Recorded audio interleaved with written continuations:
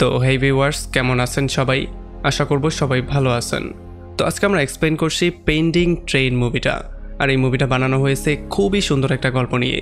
তো এই জন্য আমি বলবো ভিডিওটা শেষ পর্যন্ত দেখার জন্য, আর নয়তো অনেক কিছুই মিস করে ফেলবেন। তো চলুন কথা না বাড়িয়ে শুরু করি আজকের ভিডিও। তো এই গল্পের শুরুতে আমরা দেখতে পারি টোকিওর একটা নর্মাল দিন, যেখানে সবাই যে যার কাজে ব্যস্ত ছিল। সেখানে এমন কিছু মানুষও ছিল যারা কিনা তাদের গন্তব্যস্থলে পৌঁছানোর জন্য ট্রেন ধরার জন্য ব্যস্ত হয়েছিল। তো যখন সবাই ধাক্কাধাক্কি করে ট্রেনের মধ্যে উঠে পড়ে, তখন ট্রেনও তার গন্তব্যের দিকে যাওয়ার জন্য বেরিয়ে পড়ে। আর সবাই যে যার কাজে ব্যস্ত হয়ে যায়, সবাই যে যার ফোন টিপা শুরু করে, কেউ গান শোনা শুরু করে। তবে তখনই আমরা দেখতে পারি একটা বোতলের মুখা গড়াগড়ি করতে করতে সামনের দিকে যাচ্ছিল। তবে যখনই একটা ছেলে সেটাকে ধরার ট্রাই করে, তখন হঠাৎ করে এই মুখাটা গায়েব হয়ে যায়। এই জন্য সে পুরোপুরি শক্ট হয়ে যায়। আর এই গায়েব হওয়ার সঙ্গে সঙ্গেই সবার ফোনের মধ্যে একটা ভূমিকম্পের মেসেজ আসে। আর মেসেজ আসার সঙ্গে সঙ্গেই সমস্ত নেটওয়ার্কগুলো গায়েব হয়ে যায়। আর তখন আমরা দেখতে পারি ট্রেনের স্পিডও আগের চেয়ে অনেকটা বেড়ে গিয়েছে।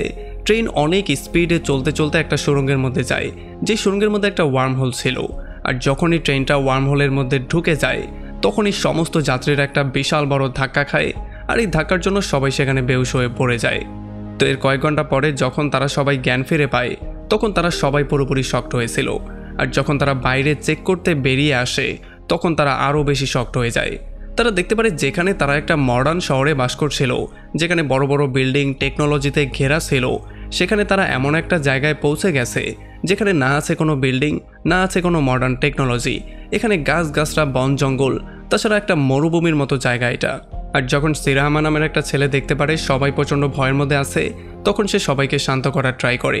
আসলে আমরা জানতে পারি সিরাহামা হচ্ছে একজন ফায়ার ফাইটার। আর এমন ভয়ঙ্কর পরিস্থিতিতে মানুষকে শান্ত করাই তার প্রতিদিনের কাজ। আর আমরা দেখতে পারি সিরহানোকে হাঁটানো নামের একটা মেয়েও সাহায্য করে, যে কিনা সিরামাকে তখন থেকে পছন্দ করে যখন সিরামা তাদের কলেজে ফায়ার ফাইটিংয়ের ট্রেনিং দিতে গিয়েছিল। আসলে আমরা জানতে পারি হাঁটানাও ফায়ার ফাইটিংয়ের একটা কোর্স করেছে, তার মানে সেও একজন ফায়ার ফাইটার। আর তখন এদিকে 2023 সালে টোকিওর সমস্ত ট্রেনের কর্মকর্তারা পুরোপুরি শক্ট হয়েছিল, কারণ তারা এমন একটা ট্রেন পায় যেই ট্রেনের দুইটা ডিব্বা কোথায় যেন গায়েব হয়ে গেছে। যেমন আমরা বুঝতে পারি এই ডিব্বাগুলো হচ্ছে সেই ডিব্বাগুলো যেগুলোর মাধ্যমে তারা গায়েব হয়ে গিয়েছিল। তবে আমরা তো একটা ডিব্বা দেখতে পেয়েছি, আরেকটা ডিব্বা কোথায় গেল সেটা আমরা একটু পরেই জানবো। তো এই জন্য কিছু লোক দ্রুত রেডি হয়ে টানেলের মধ্যে যায় সেই দুইটা ডিব্বা খুঁজে বের করার জন্য। আর তখন এদিকে আমরা দেখতে পারি সিরহামা আর হাঁটানা মিলে আরেকটা লোককে সঙ্গে নিয়ে টানেলের মধ্যে যায়, যাতে করে তারা কিছু একটা খুঁজে বের করতে পারে। আর যখন ফাইনালি তারা কিছু আলো দেখতে পারে, তখন তারা অনেক বেশি হ্যাপি হয়ে যায়। আর এদিকে সেই কর্মচারীরাও কিছু আলো দেখতে পারে, আর এটা দেখার পরে তারা খুবই হ্যাপি হয়ে যায়। তারা মনে করেছিল সেই লোকগুলোকে তারা পেয়ে গিয়েছে। তবে যখন তারা সামনে যায়, তখন তারা দেখতে পারে এটা হচ্ছে গিয়ে তাদেরই টিমের কিছু লোক। আর এই জন্য তারা আবারও খুবই আপসেট হয়ে যায়। আর এদিকে সিরামা, হাঁটানো আর একটা লোক যখন বাইরে আসে, তখন তারা সূর্যের আলো দেখতে পারে। আর এই জন্য তারা দৌড়ে বাইরে এসে চেক করার ট্রাই করে। যখন তারা অনেক উপরে একটা পাহাড়ের উপরে উঠে সমস্ত ব্যাপারটা চেক করার ট্রাই করে, তখন তারা পুরোপুরি শক্ট হয়ে যায়। তারা দেখতে পারে তারা এমন একটা জায়গায় চলে এসেছে যেখানে আশেপাশে কোনো মানুষজন তো নেই, বরং কোনো বসত ভিটা বা এমন কোনো কিছুই নেই। পুরো জায়গাটা পুরো ফাঁকা, আর সমস্ত জায়গায় শুধু বালু আর বালু। মানে এটা হচ্ছে একটা মরুভূমি এরিয়া। আর এই জন্য তারা তিনজন দৌড়ে আবার ট্রেনের মধ্যে যায় আর সবাইকে সমস্ত ব্যাপারটা বলার ট্রাই করে। তারা নিজের চোখ দিয়ে যেগুলো দেখতে পেয়েছে সেগুলোই তাদেরকে এক্সপ্লেন করে বলে। তবে কেউই তাদেরকে বিশ্বাস করতে চায় না। এই জন্য তারা মোবাইলে যেই ভিডিওটা করেছিল সেই ভিডিওটা তাদের সবাইকে দেখায়। আর এগুলো দেখার পরে এখানে সবাই পুরোপুরি শক্ট হয়ে যায়। সবাই পুরো ভয়ের মধ্যে চলে আসে, কারণ তারা বুঝতেই পারছিল না যে এখান থেকে তাদেরকে কে বের করবে, কারণ এখানে তো কোনো মানুষজনই নেই, পুরো এরিয়াটা ফাঁকা। এখন এমন করে দেখতে দেখতেই পুরো 7টা ঘন্টা পার হয়ে যায়, তাই তাদের সবার পেটে ক্ষুধা লাগা শুরু করে। এখন যেহেতু এখানে খাবার মতো তেমন কিছু নেই, এই জন্য তারা বুদ্ধি করে যাদের কাছে যেই খাবার ছিল সেই সমস্ত খাবারগুলো এক জায়গায় করে আর সবার মধ্যে শেয়ার করে সেগুলোকে খায়। আর তখন আমরা দেখতে পারি রেনা নামের একটা মেয়ে লুকিয়ে লুকিয়ে সবার ব্যাগের মধ্যে চেক করে, যাতে করে কারো ব্যাগের মধ্যে সে কোনো খাবার পেয়ে যায় আর সেগুলোকে সে লুকিয়ে খেতে পারে, কারণ তার ক্ষুধা একটু বেশি। তবে তখন সে নাওয়া নামের একটা ছেলের ব্যাগের মধ্যে যখন লুকিয়ে চেক করে, তখন সে সেখানে একটা ব্লেড পায় আর একটা জেলের লেটার পায়। এটা দেখার পরে সে চিৎকার চেঁচামেচি করা শুরু করে আর সবাইকে ওয়ার্নিং করে বলে দেয় যে নাওয়া হচ্ছে গিয়ে একজন ক্রিমিনাল, তার ব্যাগের মধ্যে আমি এই জেলের লেটারটা পেয়েছি। যদিও নাওয়া সবাইকে বোঝানোর ট্রাই করে, তবে কেউই তার কোনো কথা শুনছিল না। আর এই জন্য সবাই মিলে তাকে ফাইনালি বের করে দেয় আর তাকে বাইরেই গিয়ে থাকতে হয়। তো এর একটু পরে একটা মহিলা সামনে আসে, যে কিনা তার ব্যাগের মধ্যে করে অনেকগুলো ফ্রুটস নিয়ে যাচ্ছিল। এই জন্য সে সবাইকে সেই ফলগুলো খেতে দেয়। আর যখন তারা এগুলো খাচ্ছিল তখন একটা ছেলে ভিডিও করা শুরু করে। তবে ভিডিওর মধ্যে সে দেখতে পারে রানা নামের সেই মেয়েটা সবার ব্যাগের মধ্যে চেক করে করে সবার ব্যাগ থেকে চুরি করছিল। আর এই জন্য তারা বুঝতে পারে নাওয়া নামের যে ছেলেটার বিরুদ্ধে কমপ্লেন করেছে সেটা সম্পূর্ণ মিথ্যা ছিল। এই জন্য শিরামা আর হাটাও মিলে দ্রুত বেরিয়ে পড়ে নাওয়াকে খুঁজে বের করার জন্য। আর তখন এদিকে যখন নাওয়া একটা গর্তের মধ্যে পড়ে মারাই যাচ্ছিল তখন একেবারে শেষ মুহূর্তে সীমারা এসে তাকে সেভ করে ফেলে আর তাকে কোনো রকমের টেনে উপরে তোলে। আর তখন নাওয়া তাকে বলে যে আসলে আমি হচ্ছে একজন হেয়ার কাট মাস্টার, এই জন্যই আমার ব্যাগের মধ্যে এতগুলো কেচি ছিল। তবে তার ব্যাগের মধ্যে সেই জেলের লেটারটা কেন পাওয়া গিয়েছে সেই ব্যাপারটা সম্পর্কে এখনও সে কাউকে কিছু বলে না, সেটা সে গোপন করে রাখে। তবে যাই হোক, এমন করে করেই পুরো দিনটা পার হয়ে যায়। আর রাতের বেলা আমরা দেখতে পারি কিছু মানুষ নিশ্চিন্তে ঘুমিয়ে তো পড়ে, তবে কিছু মানুষ এমনও ছিল যারা ঘুমাতে পারছিল না, তারা খুবই টেনশনের মধ্যে ছিল। আর পরদিন সকালবেলা আসতে আসতে প্রত্যেকটা মানুষই তাদের হোপ ছেড়ে দেয়। তারা বুঝতে পারছিল যে এখান থেকে আর তারা কখনোই বেরোতে পারবে না, কারণ তাদেরকে সেভ করতে কেউ আসতেও পারবে না। তারা কোথায় আছে তারা নিজেরাই জানে না। তবে আমরা দেখতে পারি শিরহামা তাদের সবাইকে সাহস দিয়ে বলে যে আমি যেই কোনো মূল্যে তোমাদেরকে সেভ করে নিব। তবে এইটা শোনার পরে নাওয়া একটু বেশি রাগ করে, আর এই জন্য নাওয়া শিরহামাকে জিজ্ঞেস করে যে তুমি সবার সাহায্য কেন করবে, তোমার সবার সাহায্য করতে বলেছে কে। আর তখনই আমরা চলে আসি পাস্টে। আমরা দেখতে পারি শিরহামার ছোট্ট একটা কাহিনী। আসলে আমরা জানতে পারি শিরহামার একটা ছোট্ট ভুলের জন্য তার একটা ফ্রেন্ড 2টা পা হারিয়ে ফেলেছিল। আর তখন থেকে সে প্রমিস করেছিল যে সে আর কখনোই কারো ক্ষতি হতে দিবে না, সে যত বেশি মানুষের পারে সাহায্য করবে। আর এই জন্যই সে তার ওয়াদা পূরণ করার জন্য এখন মানুষদের সাহায্য করবে। তবে যাই হোক, এরপরে সিনটা আবারও প্রেজেন্টে ব্যাক করে। আর এখানে আমরা দেখতে পারি শিমারো, নাওয়া আর হাটাও তারা 3জন মিলে বাইরে বেরিয়ে যায় কিছু খাবার দাবার খুঁজে বের করার জন্য। তবে এখানে আমরা নাওয়ার পাস্ট সম্পর্কেও জানতে পারি। আসলে আমরা জানতে পারি নাওয়া খুবই গরিব একটা ফ্যামিলির সন্তান ছিল।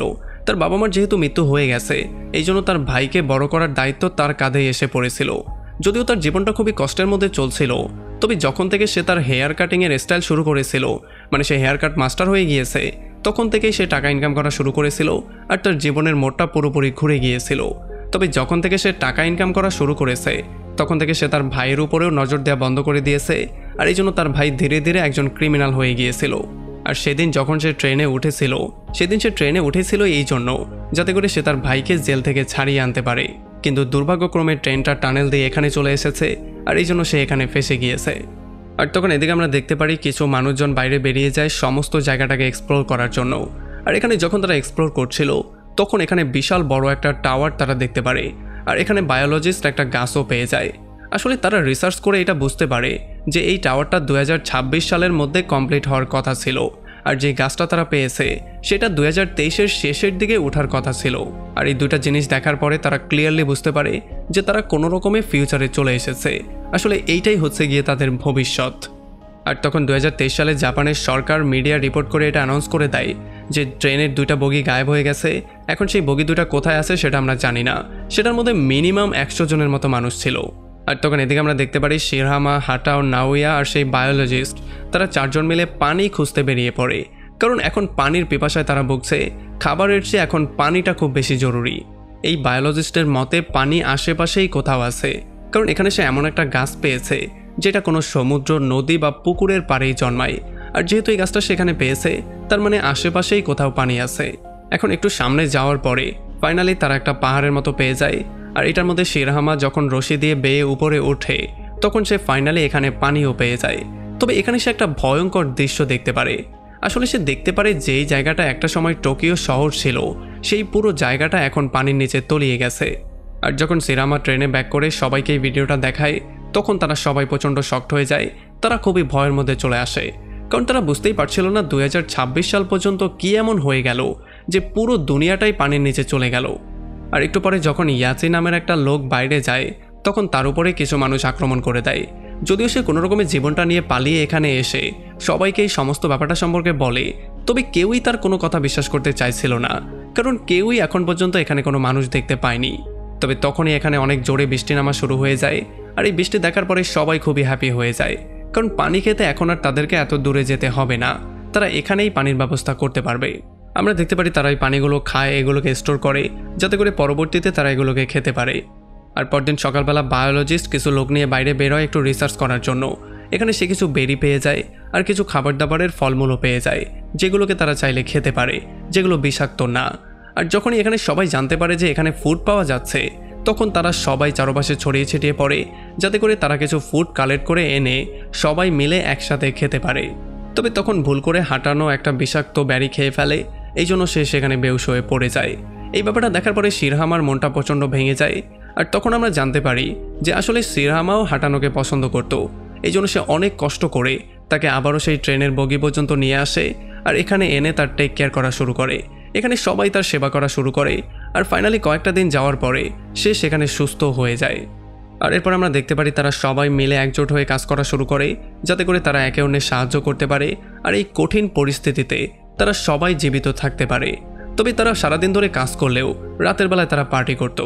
তো এরপরে পরদিন সকালবেলা বায়োলজিস্ট তাদের সবাইকে বলে যে এটার আশেপাশে একটা নদী থাকতে পারে, এই জন্য তারা সবাই বেরিয়ে পড়ে নদী খুঁজে বের করার জন্য। আমরা দেখতে পারি তারা 3-4 প্যাসেঞ্জার মিলে যখন নদী খুঁজতে যায়, তখন তাদের মধ্যে একটা প্যাসেঞ্জারকে কেউ একজন আহত করে দেয়। আর এই ব্যাপারটার জন্য তারা বুঝতে পারে যে তাদেরকে ছাড়াও এখানে অন্য কোনো মানুষ আছে, এই জন্য তারা এই প্যাসেঞ্জারকে দ্রুত আবারও সেই ট্রেনের বগিতে নিয়ে আসে। আর এরপরে ফাইনালি তারা লতাপাতা দিয়ে কোনো রকমের মেডিসিন বানিয়ে তাকে কোনো রকমে সুস্থ করে ফেলে। আর তখন ইয়াচি নামের সেই লোকটা, মানে যার উপরে আগে একবার আক্রমণ করা হয়েছিল, সে বলে যে আমি একটা সময় সিকিউরিটি গার্ডে কাজ করতাম, যা মানে আমি জানি যে কিভাবে ফাঁদ পাততে হয়, আর সেই ফাঁদের সাহায্যে আমরা চাইলে তাদেরকে ধরতেও পারবো। আর এরপর তারা তার কথা ফলো করে ফাইনালি একটা ফাঁদ পেতেও ফেলে, যেই ফাঁদের মধ্যে ফেলে তারা তাদেরকে ধরতে পারবে। তবে তখন আমরা দেখতে পারি শিরহামা আর হাঁটাও জঙ্গলের মধ্যে বসে যখন গল্পগুজব করছিল, তখনই তারা একটা বাচ্চাকে দেখতে পারে। আর যখন তারা সেই বাচ্চাটাকে ফলো করতে করতে দৌড়ায়, তখন তারা ফাইনালি একটা নদীর পাড়ে চলে আসে। আর এই বাচ্চাটা তাদেরকে ইশারা দিয়ে রাত পর্যন্ত ওয়েট করতে বললে তারা রাত পর্যন্ত ওয়েটও করে। তবে আমরা দেখতে পারি রাতের বেলায় যখন সেই বাচ্চাটা আসে, তখন এখানে নাওয়াও চলে আসে। এরপর তারা 3 জন সেই বাচ্চাটার সঙ্গে সেই জায়গায় চলে আসে যেখানে অন্য বগির প্যাসেঞ্জাররা ছিল। আর এখানে তারা ইয়ামা মোটো নামের একটা লোকের সাথে মিট করে। আর এই লোকটা তাদের সবাইকে বলে যে আমরা ভুল করে টাইম ট্রাভেল করে 2060 সালে চলে এসেছি। আর এই সময়টা ছিল তখনকার সময় যখন মহাকাশের যুদ্ধ লেগে গিয়েছিল। আসলে প্রত্যেকটা দেশই চাইছিল মহাকাশে নিজেদের রাজত্ব করতে, এই জন্য তারা একের পর এক স্যাটেলাইট লঞ্চ করেই যাচ্ছিল। তবে তখনই একটা অ্যাস্ট্রোরকের একটা স্যাটেলাইটের সাথে ধাক্কা লেগেছিল, আর এই জন্য পুরো পৃথিবীটা ধ্বংস হয়ে গিয়েছিল। তবে এই কাজটা হয়ে গিয়েছিল 2024 সালে। এখানে ইয়ামোটো একটা রেডিওকেও ঠিক করেছিল, যেই রেডিওটা পুরোপুরি নষ্ট হয়ে গিয়েছিল। আর এই সমস্ত ব্যাপারগুলো যখন শিরহামা এসে তার টিমকে বলে, তখন তারা সবাই পুরোপুরি শকড হয়ে যায়। তারা মনে করা শুরু করে যে হয়তো বা গড তাদেরকে একটা সেকেন্ড চান্স দিয়েছে, যাতে করে তারা 5 স্টেপ ব্যাক করে পুরো দুনিয়াটাকে আবারও সেভ করতে পারে। তবে এখন 5 তারা কী করে ব্যাক করবে সেই ব্যাপারটা তারা কেউই জানে না। তারপরে পরদিন সকালেই আমরা দেখতে পারি তারা সবাই গোসল করে, নিজেদের জন্য বাথরুম বানায় আর নিজেদের প্রয়োজনীয় যত জিনিস আছে সেগুলোকে বানানোর ট্রাই করে। তবে আমরা দেখতে পারি ইয়াচি নামের সেই লোকটা তাদের সবার থেকে অনেক দূরে গিয়ে বসে থাকে। সে এখানে একটা পুতুলের মতো কিছু একটা বানিয়ে সেটার সাথে একা একা কথা বলছিল। তবে তখনই তার নজর পড়ে বায়োলজিস্টের উপরে, যে কিনা একটা সবুজ রঙের পাথর পেয়েছে, যেই পাথরটা একটু চমকাচ্ছিল। আর এই খবরটা দ্রুত সেই গিয়ে ইয়ামোটোকে দিয়ে দেয়। আর যখন ইয়ামোটো তাকে কিছু খাবার দেয়, তখন সে এটা প্রমিসও করে যে এই গ্রুপ কখন কি কার্যক্রম করছে সেই সমস্ত তথ্য সে সঠিক সময় তাকে এসে দিয়ে যাবে। আর তখন এদিকে আমরা দেখতে পারি হাঁটানো আর রায়নার মধ্যে একটু ঝগড়া হয়ে যায়, এই জন্য রায়না হাঁটানোকে ধাক্কা দিয়ে একটা গর্তের মধ্যে ফেলে দেয়। তবে এখানে তারা একটা লাশ পেয়ে যায়। এই ব্যাপারটার জন্য তারা সবাই প্রচণ্ড ভয় পেয়ে যায়, এই জন্য তারা দুজন দৌড়ে পালিয়ে যাওয়ার ট্রাই করে। তবে যতক্ষণে তারা পালিয়ে যেত, ততক্ষণে অন্য গ্রুপের 3টা ছেলে এসে তাদেরকে ধরে ফেলে। এখান থেকে রায়না কোনো রকমে পালিয়ে চলে তো যায়, তবে হাঁটানো এখানেই রয়ে যায়। রায়না দৌড়ে গিয়ে শিরহামা আর বাকি সমস্ত লোকজনকে এই খবরটা দেয়। আর এই জন্য শিরহামা, নামাটো আর বাকি কয়েকজন মেম্বার মিলে দৌড়ে আসে হাঁটানোকে সেভ করার জন্য। তারা দৌড়ে চলে আসে সেই গ্রুপের লিডার ইয়ামোটোর সাথে মিট করতে। এখানে ইয়ামোটোর কাছে যখন হাঁটানো সম্পর্কে জিজ্ঞেস করে, তখন ইয়ামোটো তাদেরকে সরি বলে। আর সে বলে যে এই সমস্ত ব্যাপার সম্পর্কে আমি কিছুই জানি না। তবে শিরহামার মনে হচ্ছিল যে হাঁটা হয়তোবা এখানেই আছে, এই জন্য সে তাকে খোঁজা শুরু করে। তার মনে হচ্ছিল হয়তোবা ইয়ামোটোই তাকে এখানে বন্দি করেছে, এই জন্য সে সেই ডেড বডিটা সম্পর্কেও জিজ্ঞেস করে। তবে তখন ইয়ামোটো তাকে বলে যে যখন আমরা এখানে চলে এসেছিলাম, তখন একটা লোক খুবই হাইপার হয়ে গিয়েছিল আর সে আমাকে মারারও ট্রাই করছিল। তবে সেলফ ডিফেন্স করতে গিয়ে ভুল করে আমি সেই লোকটাকে মেরে ফেলেছি। আর এই জন্য এখান থেকে যাওয়ার পরেই শিরহামা সিদ্ধান্ত নিয়ে ফেলে সে যে কোনো মূল্যে অস্ত্র বানিয়ে ছাড়বে, কারণ সে জানে যে অন্য গ্রুপটা খুবই পাওয়ারফুল আর তাদের কাছে অস্ত্রও আছে, তারা যে কোনো সময় তাদের উপরে আক্রমণ করতেই পারে। আর তখন এদিকে আমরা দেখতে পারি হাঁটাও কোনো রকমে সেখান থেকে পালিয়ে একটা শিপের মধ্যে এসে বসে পড়ে। আর একটু পরে এখানে ইয়ামোটো চলে আসে আর সে রেডিওর সাহায্যে কারোর সাথে কথা বলার ট্রাই করে। তবে হাঁটানো বুঝতে পারে যে সে সবাইকে বেকুব বানাচ্ছে, কারণ রেডিওর তার পুরোপুরি ছেঁড়া, এটার মধ্যে সিগন্যাল কোথা থেকে আসবে। এই জন্য হাঁটানো তার সাথে কথাবার্তা বলে আর তাকে সমস্ত সত্যিটা সবাইকে জানাতে বলে। তবে আমরা দেখতে পারি ইয়ামাটো তার কোনো কথা শুনবে তো নাই, বরং সে তাকে এখানে বেঁধে দিয়ে সেখান থেকে চলে যায়। আর তখন এদিকে আমরা দেখতে পারি শিরহামার গ্রুপ অনেকগুলো অস্ত্র বানিয়ে ফেলে। তবে যতক্ষণে তারা গিয়ে অন্য গ্রুপের উপরে আক্রমণ করবে, তার আগে অন্য গ্রুপ তাদের উপরেই আক্রমণ করে দেয়। এই জন্য তাদের মধ্যে ভয়ঙ্কর রকমের মারামারি শুরু হয়ে যায়। তবে তখন এখানে কোনো রকমে হাঁটানো চলে আসে, আর হাঁটানো ইয়ামাটোর সমস্ত সত্যটা সবার সামনে বলে এই মারামারিটাকে এখানেই বন্ধ করে দেয়। আর এখন যেহেতু ইয়ামাটোর সমস্ত সত্যিটা ফাঁস হয়ে গেছে, এই জন্য সে লিডারশিপ বাদ দিয়ে এখান থেকে চলে যায়। আর তখন এদিকে আমরা দেখতে পারি শিরহামার গ্রুপের 2টা লোক যখন একটা বিল্ডিংয়ের কাছে আসে, তখন তারা সেই সবুজ রঙের কিছু পাথর দেখতে পারে, যেই পাথরগুলোতে আলো জ্বলছিল। আর তখন এদিকে 2023 সালে আমরা একটা সায়েন্টিস্টকে দেখতে পারি, যে কিনা সেই ট্রেনটা নিয়ে একটু রিসার্চ করছিল। আর যখন সে ভিডিওটাকে খুব ভালো করে চেক করে, তখন সে বুঝতে পারে যে একটা সুপারনোভা এক্সপ্লোশনের জন্য এই ট্রেনটা কোনোভাবে টাইম ট্রাভেল করে ফেলেছে।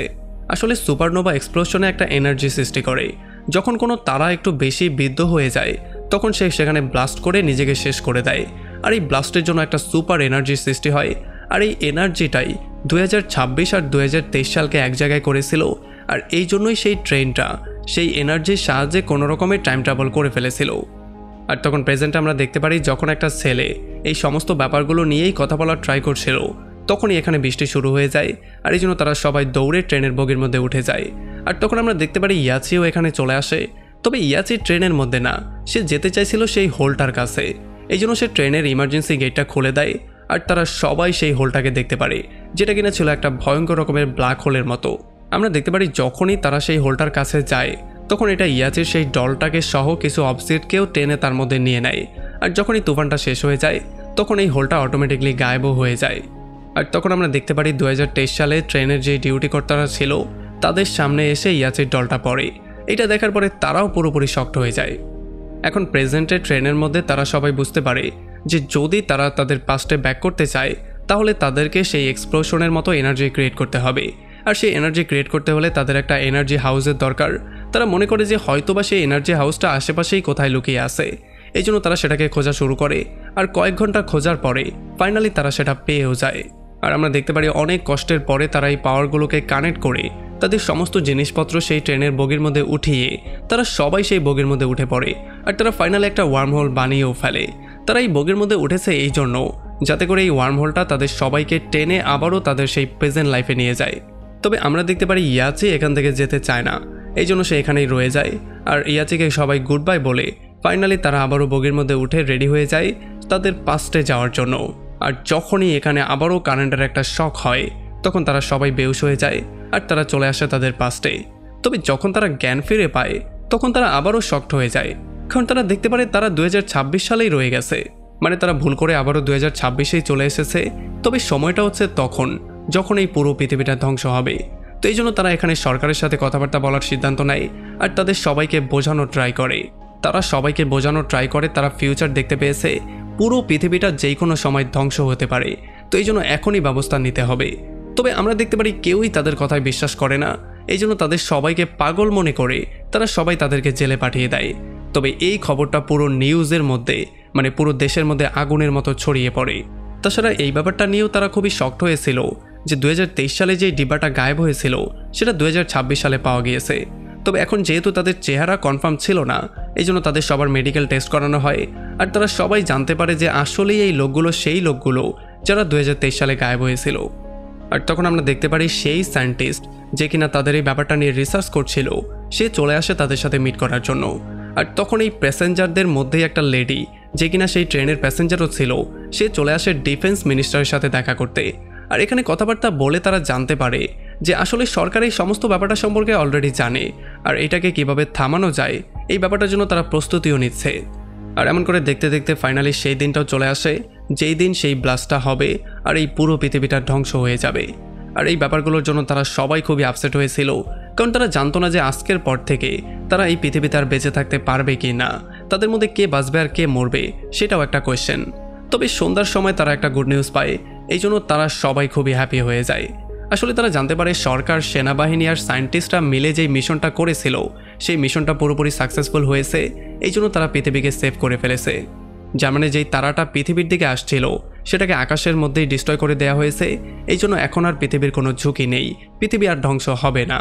আর এমনই একটা ভয়ঙ্কর পয়েন্টে এই পুরো মুভিটা এখানে শেষ হয়ে যায়।